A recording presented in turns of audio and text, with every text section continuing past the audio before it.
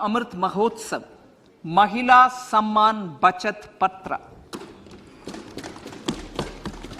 For commemorating Azadi Ka Amrit Mahotsav, a one-time new small savings scheme, Mahila Samman Savings Patra or Savings Certificate, Mahila Samman Savings Certificate will be made available for a 2-year period up to March 2025. This will offer deposit facility up to 2 lakh in the name of a woman or girls for a tenure of 2 years at fixed interest rate of 7.5% with partial withdrawal option. Senior citizens. The maximum deposit limit for senior citizens savings scheme will be enhanced from 15 lakh to 30 lakhs of rupees. The maximum deposit limit for monthly income account scheme will be enhanced from 4.5 lakh to 9 lakh for single account and from 9 lakh to 15 lakh for joint account. Honorable Speaker, sir, fiscal management. 50 years interest-free loan to states. The entire 50-year loan to states has to be spent on capital expenditure within 2023-24.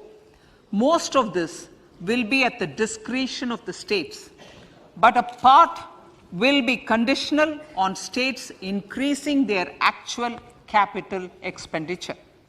Parts of the outlay will also be linked to or allocated for the following purposes: scrapping old government vehicles, urban planning reforms and actions, financing reforms in urban local bodies to make them credit-worthy for municipal bonds, housing for police personnel above or as part of the police station, constructing unity malls, children and adolescent libraries and digital infrastructure, and state share of capital expenditure of central schemes.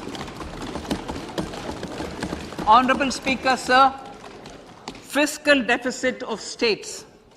States will be allowed a fiscal deficit of 3.5% of GSDP, of which 0.5% will be tied to power sector reforms. Revised estimates 2022 to 2023. The revised estimate, Honorable Speaker, sir, of the total receipts other than borrowing is 24.3 lakh crores, of which the net tax receipts are 20.9 lakh crores. The revised estimate of the total expenditure is 41.9 lakh crores of rupees, of which the capital expenditure is about 7.3 lakh crores.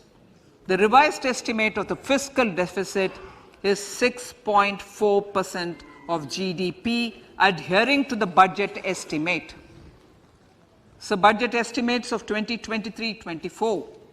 Coming to 2023-24, the total receipts other than borrowings and the total expenditure are estimated at 27.2 lakh crores and 45 lakh crores respectively. The net tax receipts are estimated at 23.3 lakh crores. The fiscal deficit is estimated to be 5.9% of the GDP.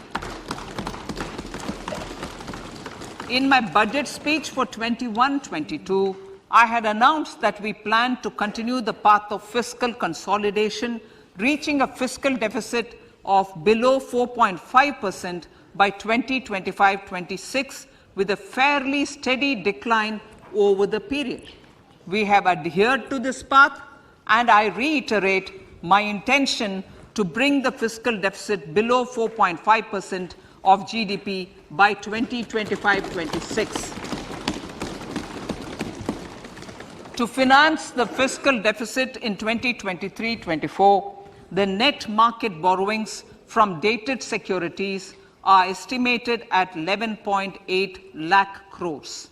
The balance financing is expected to come from small savings and other sources. The gross market borrowings are estimated at 15.43 lakh crores of rupees.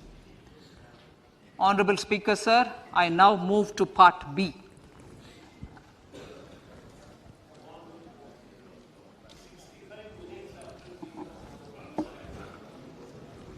Indirect taxes. My indirect tax proposals will aim to promote exports, boost domestic manufacturing, enhance domestic value addition, encourage green energy and mobility. A simplified tax structure with fewer tax rates helps in reducing compliance burden and improving tax administration. I propose to reduce the number of basic customs duty rates on goods other than textiles and agriculture from 21 to 13. As a result, there are minor changes in the basic custom duties, cesses and surcharges on some items including toys, bicycle, automobiles and naphtha. Green mobility. To avoid cascading of taxes on blended compressed natural gas, I propose to exempt excise duty on GST paid compressed biogas contained in it. To further provide impetus to green mobility, customs duty exemptions is being extended to import of capital goods and machinery required for manufacture of lithium-ion cells for batteries used in electrical vehicles as well. Electronics.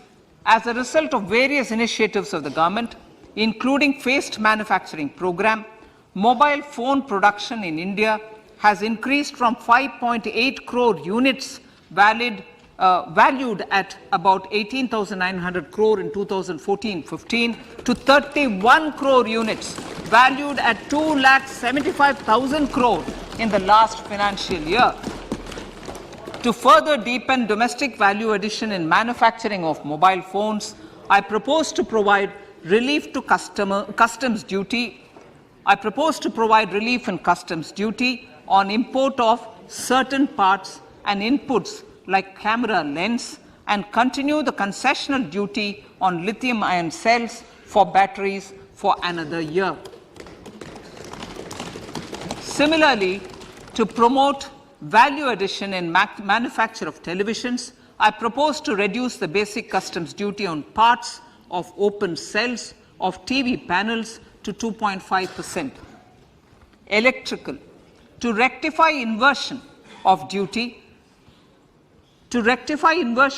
structure and encourage manufacturing of electric kitchen chimneys, the basic custom duty on electric kitchen chimney is being increased from 7.5% to 15%, and that on heat coils for these is proposed to be reduced from 20% to 15%.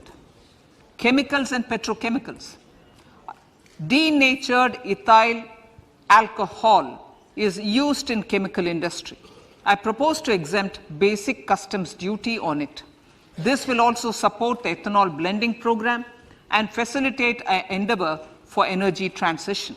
Basic customs duty is also being reduced on acid-grade fluorospar from 5% to 2.5% to make the domestic fluorochemicals industry competitive.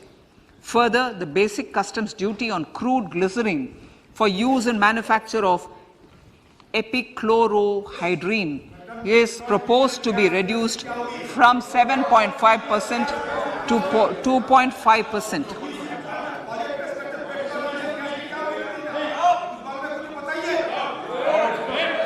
Marine products.